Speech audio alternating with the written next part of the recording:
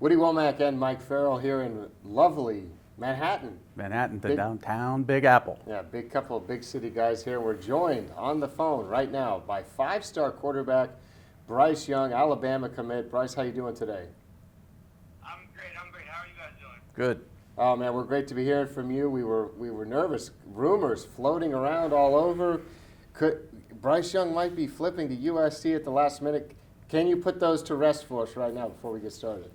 Yeah, definitely. I mean, rumors have kind of been a big part of the recruiting process, especially when it's come to me. And I haven't even been able to follow the ones that are going on. Yeah, I'm definitely excited to be able to go up to Tuscaloosa in a few weeks to sign on Wednesday and ready to get the recruiting process over and finished and be able to start working towards building a career in college. You paying close attention to what's going on with Tua, especially, there's been some rumors he might come back. How closely are you monitoring that situation? Yeah, I mean, it's definitely something that I'm looking after, but I feel like regardless of what Tua chooses to do, I still feel like Alabama's the best situation for me, and it's where I'm excited to be at in a few weeks. I just like you guys, I'm not sure what Tua is going to do or what his plan is, but whatever it is, whatever it is, I'll support him, and I'll still feel like Alabama is the best situation for me. Bryce, let's talk about the ranking process. Obviously, you've been on the radar for quite a bit. We had you as a 4-star. There were questions about size and all that other stuff. How much did you follow that? And now that you're the number 3 player in the country, I believe, what is that? Is there any sort of feeling of accomplishment from that?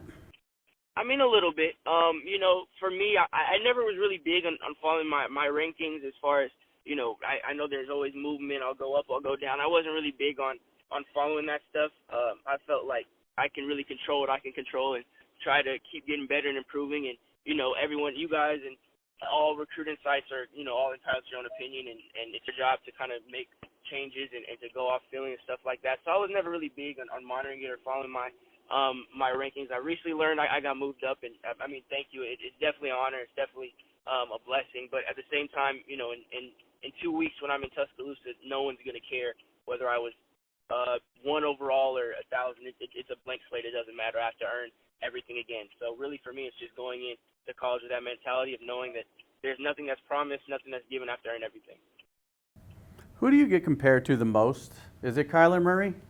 I'd probably say people compare me the most to Russell Wilson. Kyler Murray sometimes too, which, I mean, those are people who have had amazing careers and continue to have amazing careers. So it's definitely an honor to be able to be compared to those guys. But, for me, I feel like kind of my favorite quarterback is who I try to pattern my game after is Aaron Rodgers. I definitely love aspects of especially Russell Wilson's game and some other guys in the league, and including Kyler Murray. But, I'd say I get compared the most to probably Russell Wilson. Mike ranked Russell as a 2-star. Did you know that, Bryce? Excuse me, what did you say? I said Mike ranked Russell Wilson as a 2-star. Did you know that? Mike. Listen, Bryce, I'm gonna defend myself a little bit here. Nobody wanted Russell. They were gonna move him to wide receiver. It was what, 2000 and? It was a different era. It was 2008, and short quarterbacks were really discriminated against back then. But we are in a new era. So don't listen to Woody. He just talks smack all the time. Tell me, compare yourself to that giant that you played against this year, DJ Uiagalelei. Did I get it right? I don't know. I don't know either. Yeah, I have a tremendous amount of respect for DJ. Obviously he's had an amazing career. I played him multiple times, and a lot of respect for him as a player and what he can do on the field, but also him off the field. That's something that doesn't get a lot of shine. He's extremely humble, someone who's very hardworking. I had the chance to work with him in the off season. Kind of had some mutual trainers. Been into the same circle for a while, being playing SoCal football. Someone who I have a lot of respect for. Easy question. Who wins in a race between you and DJ? I think I might take that one. All right. Tougher question. Who wins in a fight? Who wins in a fight? Wow, you guys are really trying to start stuff, huh?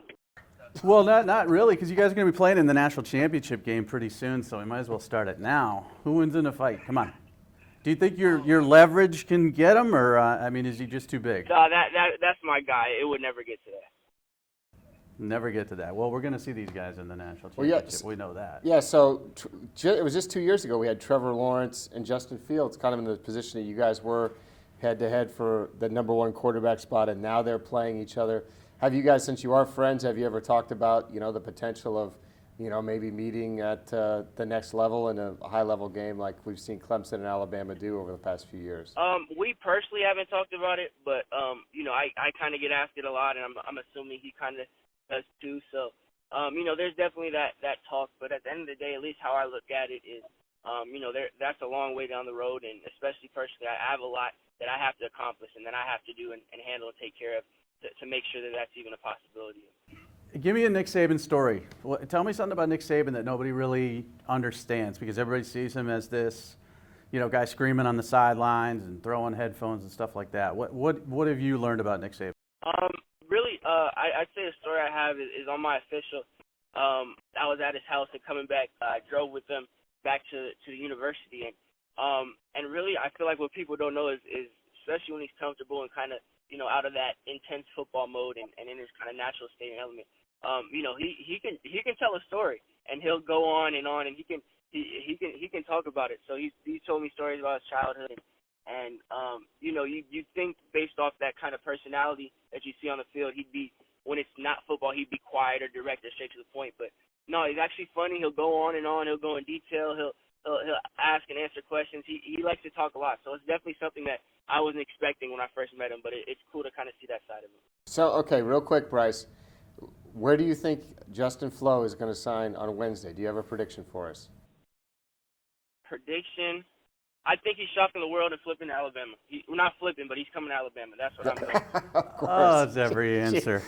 Well, my next question was going to be, give us who Alabama finishes with. You got anybody else up your sleeve for the Tide? Definitely some guys we're going after. I'll keep them tucked away for now, but hopefully we're hearing some good news come Wednesday. Okay. All right, put in that future cast for Justin Flo for Alabama. All right, thanks a lot, Bryce. We will see you down in San Antonio, and stay locked into Rivals.com. We'll have more interviews and more videos coming throughout the week.